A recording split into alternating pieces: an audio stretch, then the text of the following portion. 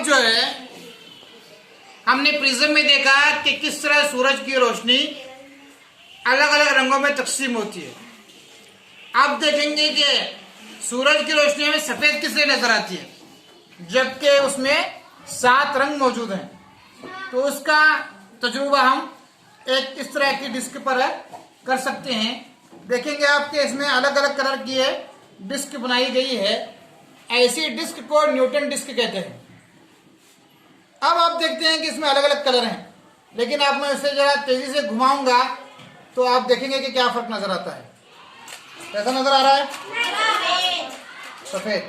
तो इसका मतलब ये है कि जब 7 रंग घूमते हैं तो तमाम रंग मिलकर सफेद बन जाते हैं। इसी तरह सूरज की रोशनी अगरचे के 7 रंगों में मौजूद है, लेकिन जब वो तेज रफ्तार से आती है तो सफेद रंग हमें नजर आता है। ठीक है, समझ में आई बात है?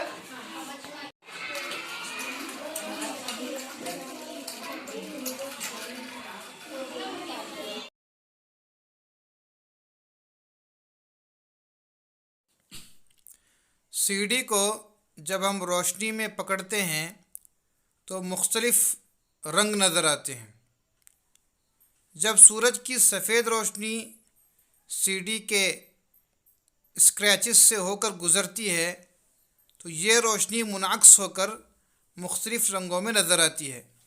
जिस तरह प्रिज्म से गुज़रने के बाद रोशनी नज़र आती थी, इसी तरह ये भी रोशनी मुख्तलिफ रंगों में नज़र आती है और इसमें कौसे कज़ा के यानी रेनबो के कलर्स नज़र आते हैं।